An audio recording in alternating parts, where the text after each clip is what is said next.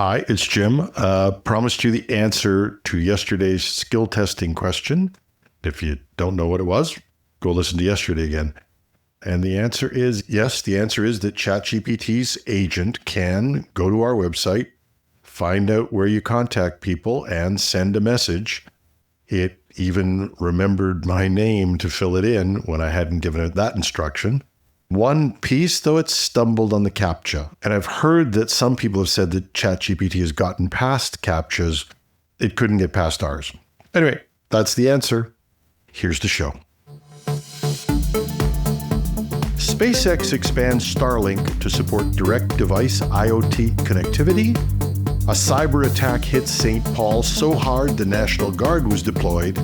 China summons Nvidia over alleged backdoor risks in AI chips. AI shifts career priorities as top students ditch high-risk tech roles. And a CEO lays off 150 workers after replacing them with AI. Welcome to #Trending. I'm your host, Jim Love. Let's get into it. SpaceX is expanding Starlink's reach into the Internet of Things. The company has launched a new service called Starlink for Cellular IoT. That allows connected devices like smart meters and sensors to link directly to its satellites without any hardware changes. The service uses existing LTE standards, meaning it can communicate with unmodified 4G IoT devices already deployed in the field. It started with a trial in New Zealand for beekeepers, an ideal test case of isolated contact, where 24/7 monitoring in remote areas is a real asset.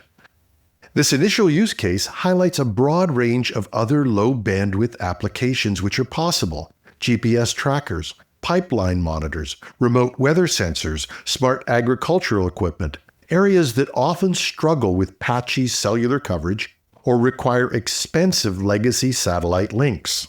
Starlink is able to bypass the need for proprietary hardware by tapping into standard LTE chips already embedded in millions of devices, and that could allow it to scale more quickly and undercut existing satellite IoT services while partnering with terrestrial carriers to fill in the gaps. Starlink is currently seeking FCC approval for the necessary bandwidth to support the new service, which it expects to be operational by 2026. We generally keep our security stories for Cybersecurity Today, our sister podcast, but occasionally stories cross over into headline tech news, and they're just impossible to miss. A cyber attack has crippled the city of St. Paul, Minnesota, prompting officials to call in the National Guard for support. The breach affected multiple municipal systems, including those responsible for payroll, licensing, and even remote work access. The breach affected multiple municipal systems, including those responsible for payroll, licensing, and remote work access. The city confirmed that hackers gained access to internal IT infrastructure, with investigators describing the intrusion as deep and widespread. Officials say they still don't know the full scope or whether any personal data was compromised. The Minnesota National Guard's 177th Cyber Protection Team has been deployed to help contain and assess the damage. The team specializes in helping state and local agencies recover from cyber attacks, often working alongside federal agencies. City officials have not yet said who is behind the breach or what methods were used, but one source told Ars Technica that the attack may have been ongoing for months before detection. This raises further concerns about the city's ability to detect and respond to threats in a timely manner. But St. Paul just joins a growing list of municipalities that have been hit by ransomware and other forms of cybercrime, often with limited IT resources to defend themselves. Chinese authorities have summoned Nvidia representatives over alleged cybersecurity risks tied to its H20 chips. These chips were designed specifically to comply with U.S. export controls, which limit the power of AI hardware sold to China. According to reports, China's Ministry of Industry and Information Technology warned that the H20s could contain backdoor vulnerabilities that pose a national security threat. Officials say the chip's architecture may allow unauthorized access or remote control, though no technical evidence has been made public. The H20 is a modified version of Nvidia's high-end AI processors created after Washington tightened restrictions on advanced semiconductor exports. It's one of the few chips Nvidia can still sell in China, making it a critical part of the company's revenue strategy in that region. Exports of even this scaled-down version of the H20 had been prohibited until Jensen Huang met with Donald Trump, and Trump decided to let Nvidia sell the chips to China. Huang made the case that this was an incredible loss of revenue that could go towards creating American jobs, and secondly, that allowing China to pursue its own chip without using the H20 was merely creating another competitor. On the backdoor issue, Nvidia has denied any wrongdoing, stating that its products comply with all U.S. laws and contain no hidden functions. An Nvidia spokesperson said, "Cybersecurity is critically important to us. Nvidia does not have any backdoors in our chips that would give anyone a remote way to access or control them." Still, the investigation highlights growing suspicion from Beijing towards foreign-made AI hardware, especially from U.S. companies. And Nvidia isn't getting off any easier at home. The deal to sell Nvidia chips to China has raised some hackles in the U.S. Congress. In May, Representative Bill Huizenga, a Republican from Michigan, and Representative Bill Foster, a Democrat from Illinois, introduced the Chip Security Act that would require high-end chips to be equipped with security mechanisms to detect smuggling or exploitation. This may be the root of China's suspicion, but the bill has not moved through Congress since its introduction. In these times of heightened geopolitical tension, both the U.S. and China racing to secure supply chains and AI dominance, Nvidia is walking a very fine line. My son called me the other day, and he was planning a shift in careers. He's currently an incredibly talented video editor, but work is scarce. So these next two stories are for him and for those kids who might be struggling. As AI tools become more capable, students and workers are rethinking career choices based on which jobs are most likely to be replaced. Microsoft recently published a study which included a list of roles at risk, and it's not great news for coders or for announcers for that part. The jobs most at risk from AI include machine learning engineers, that was a surprise for me, coders, data entry clerks, game testers, call center reps, and news announcers. Not so sure. I like that one. There is also tutors and proofreaders. The jobs least at risk included plumbers, electricians, construction workers, nurses, but also included some that I think I'd question: cybersecurity analysts, human resources professionals, lawyers, and business consultants. Anyway, you can find the full report with the complete lists of the top 40 in each category through the link in our show notes. But you probably get the idea from this, and apparently so do students who are figuring this out on their own. One Stanford student told Axios that she's ditching AI development to work on food security, something she sees as both meaningful and job safe. Others cited rescinded job offers and saturated applicant pools. The sentiment is echoed in a broader survey from CPA Practice Advisor, where 65% of Gen Z workers said they're considering switching to the skilled trades. Many pointed to better job security and lower automation risk in fields like plumbing and electrical work.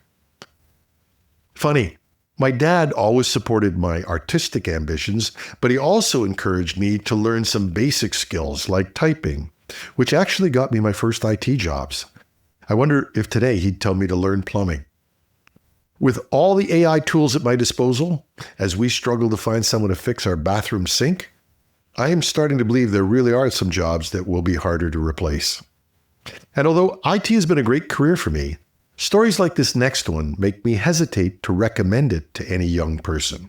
The billionaire co-founder and CEO of software giant Atlassian, Mike Cannon-Brookes, announced that 150 people would be laid off, with jobs being replaced with AI tech.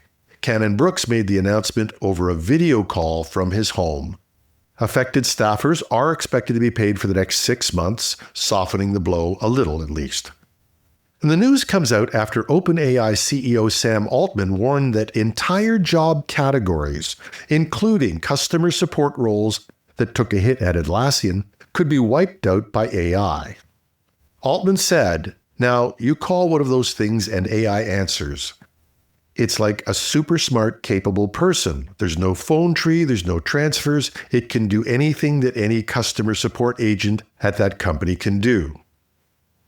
With that and the progress that has been made on coding with AI, apparently Atlassian and other companies are taking him up on that. Meanwhile, Atlassian's other billionaire co-founder, Scott Farquhar, defended the layoffs, but he also told reporters that Australia's copyright laws should be revised so AI companies had free rein to mine data unobstructed. There have been a lot of layoffs in tech. Why am I getting my socks in a knot over this one? Part of it's disappointment. As I said, I met some of the Atlassian team a few years back, and I admired what those folks felt and showed was their culture. And I get it that companies have to compete. I've had to lay off people myself, although that was only after I'd taken pay cuts and even in the end stopped paying myself to see if we could save jobs. Atlassian pointed to its code of ethics justifying its mass layoffs.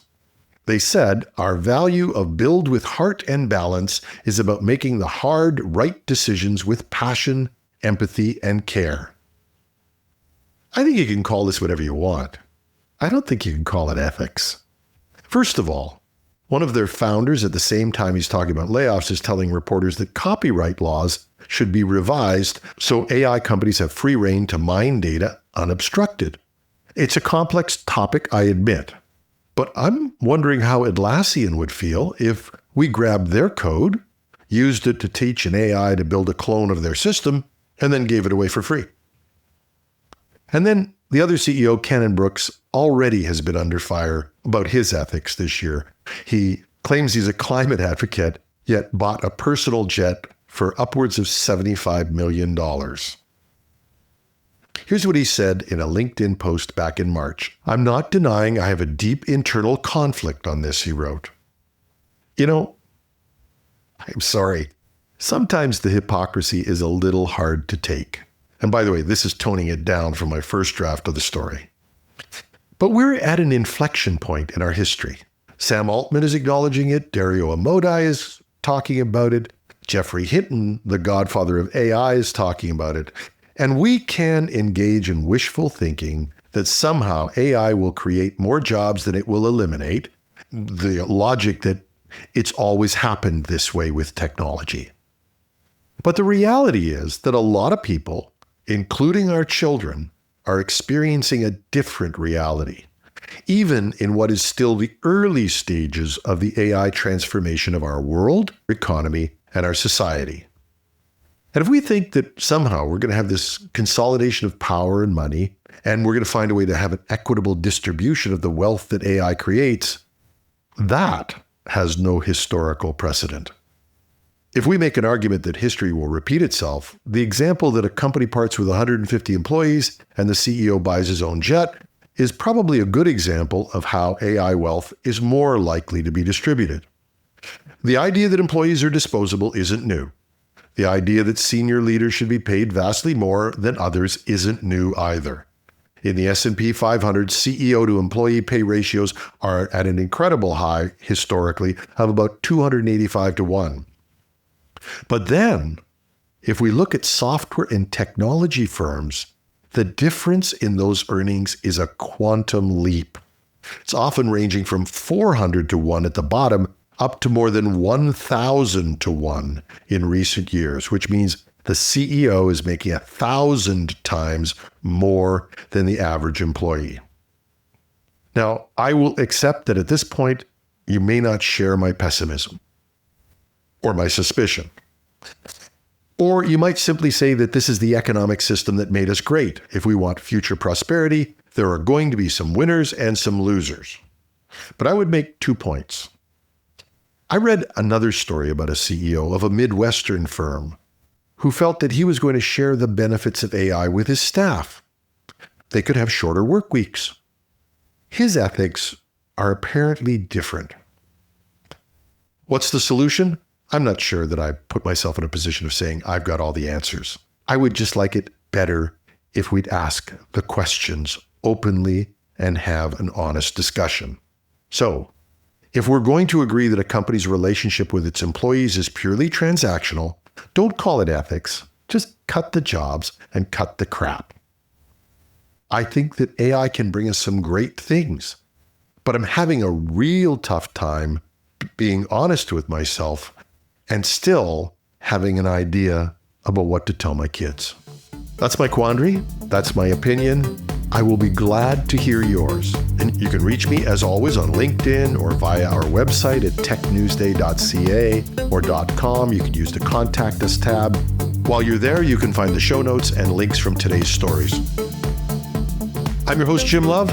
It's a long weekend in Ontario, Canada, where I live, so I'll be on the weekend show, but back with the news on Tuesday. And for all of you, have a fabulous Friday and a wonderful weekend.